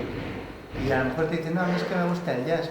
Pero claro, no tienen idea de jazz porque lo que ha estudiado es lo otro. Y conozco casos personales y no hacen ni lo uno ni lo otro. Y no disfrutan. A mí me pasó un poco, y vengo de Bellas Artes, me pasó un poco con el mundo de la pintura gracias a la escuela. Y en cambio con la música no me pasa, porque me escapé a tiempo de todo el sistema. Y yo disfruto, de hecho cada vez hago más cosas de música, imagen, vídeo, animaciones, porque me lo paso mucho mejor y no tengo ningún problema. O sea, cuando quiero aplicar una regla la aplico y cuando no me invento las mías como os he contado. Pero las reglas, para poderlas aplicar. Pero no todas, ¿eh? No todas. No, creas que soy así. Hay cosas que hay que mirar ahora, que son interesantes y liberadoras en cierta medida. Y es precisamente, yo no creo que haya muerto la música contemporánea. O sea, lo que se hereda tradicionalmente desde el barroco, el clasicismo, el romanticismo, continúa. El problema es que hay cosas que sí han desaparecido, como la idea de gran obra. Eso sí murió, la noción de gran obra, ¿sí? O la noción de forma sonata, como el sol que alumbra pues, musicalmente el clasicismo y es como el edificio sólido, todo eso, esas cosas precisamente ya se desvanecieron. Naturalmente, pero es que estamos en otro que es pero las academias insisten, ese es un problema. Pero se ha pasado otra cosa curiosa, que toda esa electroacústica y música contemporánea que no, como dices, no tiene conexión con la gente normal, de repente la tiene, porque la vanguardia de la música electrónica, que es popular y no viene de las academias, sino que viene del mundo del pop y del rock, está haciendo lo mismo. O sea, yo te pongo aquí ejemplos ahora de gente de electrónica que están haciendo lo mismo que están haciendo los laboratorios de electroacústica. ¿Por qué? Porque esta tecnología se ha hecho asequible. Claro, antes te ibas al laboratorio de Cuenca y tal y había 3 listillos allí con sus botoncitos. Y ahora yo aquí tengo mucho más arsenal que lo que tenían hace 20 años en esos laboratorios. Si escucháis lo último de Clicks and Cats, por poner algo así muy ya antiguo, pues es que está haciendo música muy parecida a la que están haciendo cosas de minimalismo, ruido, etcétera, ¿no? Entonces, es porque se ha conectado. Tendría que haber culturización mutua, precisamente cuando ya no existen las fronteras entre campos musicales y lo popular se conecta con lo clásico. Bueno, eso fue una labor que hizo el jazz durante un siglo. No, pero ya es desde siempre. O sea, claro, lo popular y lo clásico siempre. Pero antes era lo popular, se alimentaba lo clásico. Tendemos a poner muchos compartimentos estancos en la música cuando no los hay. Bueno, realmente los límites son muy difusos. Pero históricamente lo sabía. Hay que saber también, ¿no? Pero es decir, antes nunca ocurría que la música, o sea, la música clásica se alimentaba de melodía popular, ya ni siquiera de sistema armónico, únicamente de melodía. Con el jazz lo que empezó a ocurrir es que empezó a haber interferencias armónicas, estéticas y además en ambos sentidos. Y otra cosa que quería comentar es lo de las reglas. No existen reglas de la música. Y de hecho, estudiar música, hacer música es, si tú quieres, utilizar la intuición directamente, y lo más probable es que te va a ocurrir que te vas a enmarcar en un conjunto de reglas sin que tú te enteres, ¿sí? Porque el oído tiene una estructura, porque tenemos culturalmente una tradición muy fuerte que nos va a empujar hacia el tonalismo, ¿sí? Y hacia la armonía 1-4-5-1 seguro. Poco a poco lo podemos sofisticar, pero nunca vamos a proponer nada nuevo en términos estructurales. Eso intuitivamente seguro. Y la otra posibilidad es tú formarte tu propio conjunto de reglas, que es, por ejemplo, decir... No, yo estoy muy de acuerdo con eso, perdóname, porque realmente, y además tú también has hablado de este tema como en la misma dirección, o sea, realmente estas cosas que nosotros pensamos que son completamente antinaturales, vienes porque tenemos unos prejuicios culturales muy fuertes, o sea, porque si nosotros utilizamos, como tú has dicho, compases binarios y ternarios, y a veces combinaciones de los dos, de repente en África utilizan compases de amalgama complicadísimos, que nosotros no podríamos escribirlos, y en la India pues es realmente un desbarajuste, y en China, o sea, nosotros esa música no la podemos entender formalmente como entendemos la música occidental, no la podemos expresar así. Entonces, ¿por qué de repente decimos que la música es solo la occidental y no decimos que es la africana? Yo de hecho estoy diciendo claro, que tú, como músico occidental, si te dejas llevar solo por la intuición, en términos netamente formales, no vas a expandir más. No, claro, yo estoy convencido de eso La también. música clásica agotó todas las exploraciones estructurales informales. ¿Por qué? Porque esas reglas las tenemos totalmente asumidas internamente. Es decir, lleva algo más complicado, que es como el cerebro en realidad tiene una especie de programa funcionante y casi automático. Además, no somos realmente lo conscientes de lo automáticos que somos. Yo te digo, cabrón, entonces tú me dices, oye, pues ¿qué tal? Y hay una respuesta que tú ni siquiera piensas, ¿no? Y en esto es lo mismo, tú vas asimilando estructuras de lo que oyes, lo que te cuentan, y más al tocar, porque como instrumentista sabes que al final tocas sin pensar, o sea, las manos van solas. ¿Por qué? Porque se han creado unos circuitos que lo manejan de forma casi automática y solo lo apoyas o lo modificas un poco, pero digamos que pueden funcionar mientras estás haciendo otras cosas, ¿no? Entonces se crean circuitos que resuelven todo eso y se crean unas reglas para, pues eso, movernos nosotros en la tonalidad de un hindú o un músico de gamelán, pues en su tonalidad rarísima, y para él eso es lo normal y le va a costar mucho llegar a la nuestra, ¿no? Porque es asimilar nuevas reglas, pero están ahí, ¿no? Eso es un poco lo que trataba ahí de romper, ¿no? Pero digo, para expandirte, salirte de las estructuras formales hasta ahora exploradas, tienes que tener una actitud consciente. Y puede ser explorar las reglas que existen en el canon armónico, digamos, occidental, ¿verdad? Pero ya eso ya lo hicieron durante siglos, ya no queda nada más que tumbar, nada más que desordenar. Queda el timbre. El timbre, precisamente porque el timbre había estado descuidado. No había medios, digamos. Sí, pero incluso ya la electroacústica ha dado, sí, se ha profundizado mucho en eso. Y la otra posibilidad que yo veo es un poco lo que tú haces, que es voy a buscar otros sistemas armónicos, como por ejemplo los sistemas N. Explorar en otros. Sí, pero ya la idea de que hay unas reglas y que hay que aprenderlas, yo creo que no tiene sentido. Pero yo además es que no entiendo muy bien este afán de novedad y este afán de originalidad. No lo entiendo muy bien. No, es en el sentido que tú lo dices de gozo. ¿El? Es en el sentido que tú lo dices de gozo, no es, creo yo, o sea, lo defiendo así, no se trata de buscar la novedad o hacer algo que no se ha hecho, ¿sí? Claro, por sí mismo claro. como valor, sino aprovechar, tomar como disculpa la música para explorar cosas que tú no conoces, ¿entiendes? Y eso es un disfrute. Ah, claro. Sí, es eso, ¿sí? Es una disculpa meterse en estructuras fractales que descubres que hay imágenes. Eso es ya lo desconocido, que es lo más interesante. Claro. Eso es lo interesante ahora. Pero es que dentro de la propia música cosas nuevas que existen. Pero date cuenta que yo, por ejemplo, sé de música hasta un punto, hasta el punto que sé. Ya a partir de ahí ya no sé, porque no he estudiado lo suficiente. Entonces, como estoy en un rudimento en el que puede estar un estudiante de primero de solfeo o una estudiante que acaba de terminar pero que no tiene la experiencia que tengo yo después de muchos años de trabajo y tal cual, ¿no? Y a mí lo que me gusta de la música es que hay momentos en los que no sé qué hora es ni qué día es. Eso es lo que me gusta. Entonces cuando estás ahí, estás haciendo cosas que tú piensas que son algo nuevo para ti, aunque las hayan inventado y las hayan desarrollado y las hayan teorizado y Adorno haya dicho que esto y Menganito haya dicho que lo otro. Y no pasa nada, ¿sabes? O sea, realmente tú puedes estar trabajando sobre algo que ya existe, pero haciéndolo como si fuera algo que tú lo has inventado y te crees que esa es la novedad. Pero el que sea una novedad no es trascendente, no es lo que importa. Lo que importa es que tú estés en ese proceso creativo en el que estás transformando el mundo que te rodea y estás haciendo cosas con los elementos que tienes, y eso es lo que realmente interesa, antes de que realmente sea una novedad o sea una implementación nueva en el lenguaje, que bueno, a mí no me interesa tanto, realmente, pero sí que haces cosas que bueno, aunque se ajustan a unas normas que ya han estudiado, pues no se ajustan del todo, porque la música tiene esa riqueza precisamente, ¿no? que siempre es distinta y que siempre es diferente y que incluso la misma grabación que escuchas nunca la oyes igual. Eso es una cosa que a mí me tiene fascinado, ¿no? ¿Cómo es posible que un disco que he oído a lo mejor 50 veces, una misma pieza, cada vez que la escuche sea nueva y sea diferente y pase algo, ¿no? Pues mucho pasa porque precisamente como esta pieza que nosotros tenemos, que en cuanto te mueves cambia, eso pasa con cualquier pieza realmente. Esto es porque una frecuencia que está muy estudiada para que suceda eso, pero es que pasa con toda la música. La música te pones de espaldas y te suena de una manera, te pones de frente y te suena de otra, y luego las implicaciones emocionales también, por supuesto, que siempre nos estamos olvidando de eso, pero que en realidad son realmente el motor, ¿no? del trabajo, ¿no?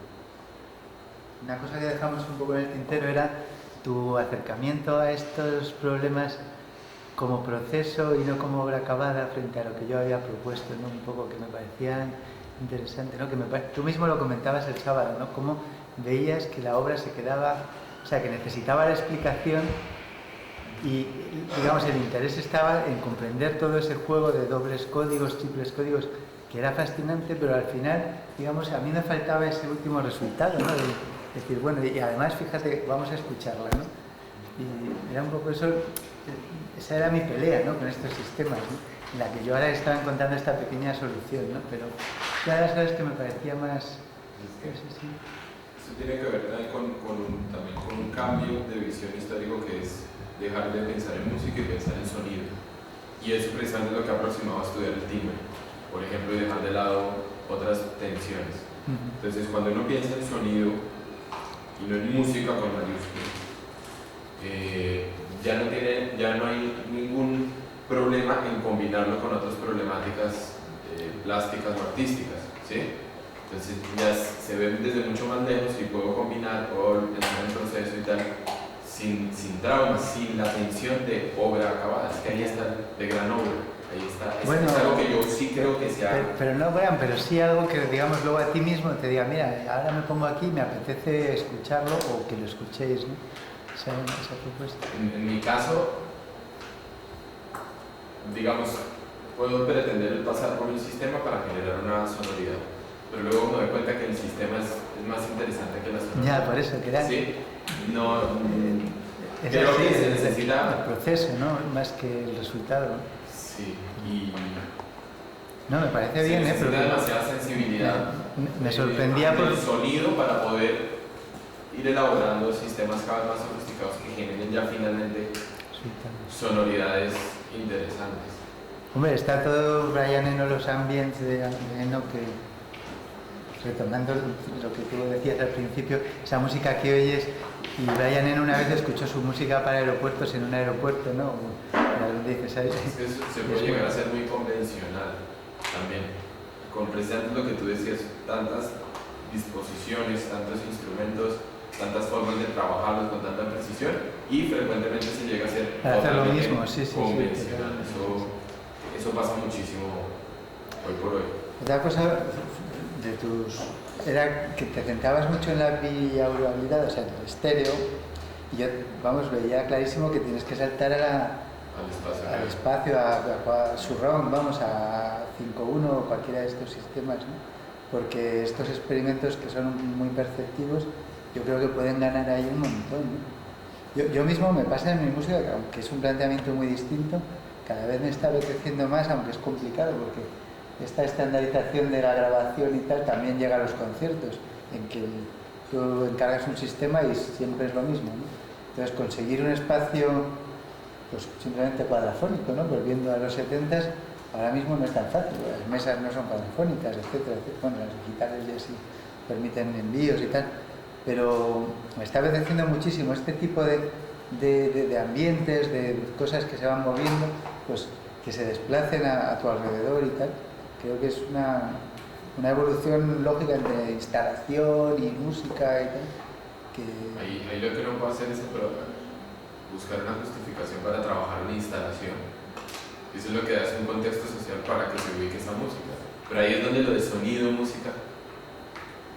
Más buscar la disculpa para encontrar el entorno adecuado para trabajar ese sonido.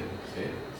Entonces, si por ejemplo ya estás trabajando con espacio, probablemente el solo sonido se quede muy pobre, ¿sí?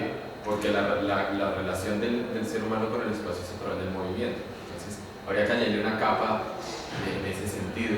Es que el movimiento existe, o sea, es que vamos a ver, o sea, estáis hablando de que el espacio, yo estoy de acuerdo con eso, ¿no? O sea, que obviamente en cine ahora trabajas en 5.1, que tienes el surround de atrás, el surround de la izquierda, de la derecha, el canal central, laterales y el subgrave, ¿no? O sea, que tienes unas posibilidades, pero realmente el movimiento en la música se consigue si tú coges un pandero y te pones a tocar por aquí, consigues que el sonido se mueva, pero eso no es tan literal. O sea, realmente yo creo que con un sistema estéreo que es muy sensato, porque es fácil pensarlo porque tenemos dos orejas, ¿no? Entonces, pues con dos oídos oyes una cosa por un lado, otra por otro.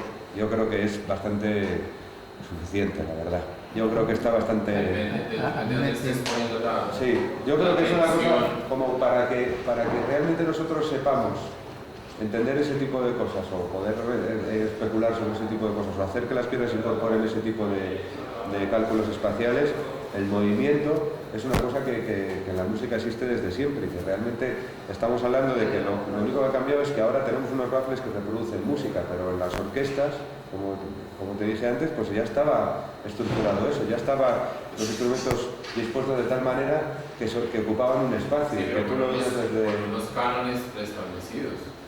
Aquí la posibilidad es pensar, es que el movimiento... Claro, pero es que luego los cánones ya empezaron a... eran preestablecidos, pero fueron variando, ¿eh? Fueron variando y variando y pero variando. Es un mundo que no se ha explorado estéticamente. Sí. Y vamos, en la música... Stockhausen trabajaba con músicos moviéndose en espacios. Tú cierras los ojos y estás escuchando una pieza musical y es una buena pieza musical y estás viendo realmente la música moverse por la habitación. Sí, tú no sabes dónde te viene, estás viendo por ahí, por allá, por otros lados. Lo que está más lo estás viendo que te viene de un lado y que cruza. En otra variable estética, digamos que es definir movimientos específicos, movimientos circulares, movimientos brownianos, para poner ejemplos tontos, porque después hay que sofisticarlo mucho más. Una persona en una habitación y un sonido que sea, por ejemplo, una imagen especular de la posición de la persona. Es decir, eso abre. Lo que pasa es que precisamente ya no estamos pensando en música sino en sonido. Y conéctalo con la realidad virtual en que además te puedes meter en un espacio, ¿no? Porque... Pero si es que... Eso se ha explorado, pero no en ese sentido. Bueno, pero hay muchas posibilidades que tienes. De hecho, tú puedes hacer que un instrumento te venga aquí y se vuelva a ir para allá enseguida. Y eso lo puedes hacer desde el siglo II. Sí, pero ¿sabes? desde antes, desde la prehistoria. Tú pones a tocar así y de repente empiezas a tocar así y esto se viene cerca. O sea, eso es así. Eso es movimiento. No, hay mucho más que eso. Eso es movimiento. Hay muchísimo más implícito. No, claro, pero que eso ya es movimiento. O sea, claro que hay más, pero es que ese movimiento no se usa en la música que estamos escuchando, normalmente no se usa. O sea que si hay cantidad de cosas que ya existen y que no usamos, vale que podemos usar más, pero es que por favor, las que ya existen, vamos a usarlas. O sea, puedes tocar, puedes subir a un saxofonista en un trapecio y empezar a hacer así, claro. Pero o sea, que tú no las quieras usar me parece bien, pero no digas que no se usen, es que es demencial. No, que yo quiero que se use todo, pero que quiero decir que hay unas mucho más sencillas que no se usan. Y aquí te gustará algo y otras cosas, ¿no? Pero vemos que son posibilidades muy interesantes, ¿no? Que antes no, era muy difícil, ¿no? No, y ahora sigue siendo. No, ahora yo con una mira de ordenador que tienen todos para jugar salidas surrón, un niño puede estar haciendo un Charles que haga... A mí eso me parece fascinante, a mí personalmente. Es otra línea armónica, digamos, otra línea de pensamiento musical. En realidad el cuadrafónico se abandonó por cosas técnicas, pero es cuando uno mucho mejor que el espacio claro. pequeño y tal puede reconstruir otra vez lo que quiera. No, pero el 5.1 es más potente que el cuadrafónico. Ya, pero que ha sido 30 eso años se utiliza después, ¿no? sistemáticamente. Eso se utiliza, vamos. No, pero uno puede con 4 pares de esos reconstruir un sistema perfecto en términos de espaciales, mejor que cualquier sistema de cine y tal. Con 4 esquinas. Con 8 ya tiene el cubo y ahí ya tiene pues casi el control total de la percepción de un sonido emitiente. Un problema es el interface que yo encuentro para directo, que es que claro, las mesas de mezclas en principio son estéreo y ya poder mover algo por todos esos 8, por ejemplo, ya no es natural. Los programas multipista ofrecen en algunas pistas que puedes configurar surround una especie, digamos, de bola tipo joystick en la que puedes ya configurar tú como quieres, ¿no? Pero claro, eso para directo no es demasiado cómodo. No, hay que repensar el lenguaje desde todo, ¿sí? Incluso generar maquetas del espacio y cosas así. Bueno, pues ahora mismo con Premiere Pro, con programas que también están muy a mano, pues te pone los gráficos de los 4 o 5 altavoces y tú con una bolita vas acercando los sonidos a un altavoz u otro. Pero es distinto el manejo espacial. Es distinto manejar intensidades en altavoz a posiciones del espacio. La posición determina las intensidades, pero no solo las intensidades, sino también el desfase temporal de salida. Porque para manejar el sonido en el espacio no es solo una cuestión de intensidad, sino también frecuencias, desplazamiento. Sí, hay una serie de... Sí, no, simplemente hablo de esas posibilidades, de un interface muy sencillo, de que pones una bolita que es ese sonido va corriendo, pero tú lo mueves cuando tú quieras. Luego ya el programa se ocupa de manejar. Sí, en software existe, lo que digo es que no hay mesas, vamos, hay, pero es muy caro y no está muy bien cuajado todavía, en que tú puedas físicamente moverlo, ¿no? Porque es que realmente es una de las cosas que apuntaba, que a mí me gusta complementar siempre esto con la expresividad del directo. Y, por ejemplo, hicieron estudios, los teclados tienen una ruedecita de pitch y de modulación, que el pitch es subes la afinación, ¿no? Pues si en vez de esa ruedecita con un muelle ponían una palanca que requería todo el cuerpo para moverla, los resultados eran mucho más musicales, porque al poner mucha más fuerza, mucha más concentración física en ese, que es lo que pasa cuando un violinista está ahí, está realmente con todo el cuerpo físicamente centrado en mover el dedo, ¿no? Claro, si en vez de eso lo haces así sobre esta tabletita de eso, quedará un fatal, ¿no? Entonces, por eso yo en directo sí que busco herramientas más físicas, ¿no? Porque me dan expresividad que el ordenador no lo da, así que puedo. Y aún así tiene funciones, los secuenciadores estos tienen funciones de humanizar, groove, que intenta sacar el ritmo de una pieza. ¿Cuál es esa función? Sí, es la contraria de cuantizar, o un complemento. Cuantizar es lo que hace que toda la música como han hecho no le gusta. Totalmente cuadriculada. Humanizar crea distintos desplazamientos para que esa rejilla no sea tal, ¿no? Hay grados de cuantizar. Hay grooves que te permiten, por ejemplo, seguir un ritmo que no va cuadrado, sino que se adelanta la caja, ¿no? Entonces haces que todo tienda a adelantarse del mismo modo. O bueno, los mapas del tiempo que estás usando, claro, ya para... O por ejemplo, tengo un amigo Piccolini, Guillermo Piccolini, un músico argentino que estaba por aquí hace años, daba estos secuenciadores, le daba a grabar y ni claqueta ni leches, o sea, lo usaba como si fuera una cinta. Pero todas sus canciones estaban hechas así, entonces él empezaba a tocar el piano y sobre eso iba añadiendo cosas y nunca tenía una clave, una claqueta, que es lo que le estaba fastidiando. Que son, digamos, otras maneras de acercarte a esto que te permiten que no te putee, vamos, en el sentido, porque, bueno, esto está pensado de una manera y tú no tienes otras necesidades de repente. No, pero yo más que nada me voy no solo a luchar contra la tecnología para que no que haga que las cosas sean frías, que parece que un poco es la idea que me estás diciendo, ¿no?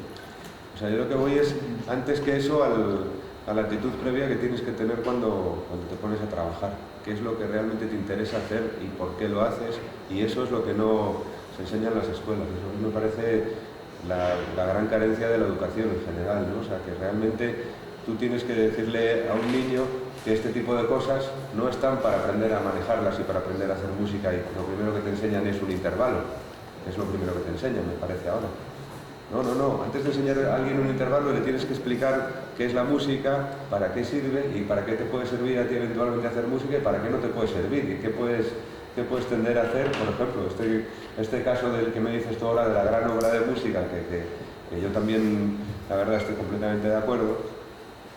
Eso está en las escuelas ahora. Tú puedes ser un gran compositor, tú puedes ser un gran intérprete, tú puedes dar conciertos, tú puedes ser célebre, tú puedes ganar mucho dinero, tú puedes ese tipo de expectativas, ese tipo de finalidades, tú puedes ser muy querido, disfrutar del sexo, etcétera, ¿no?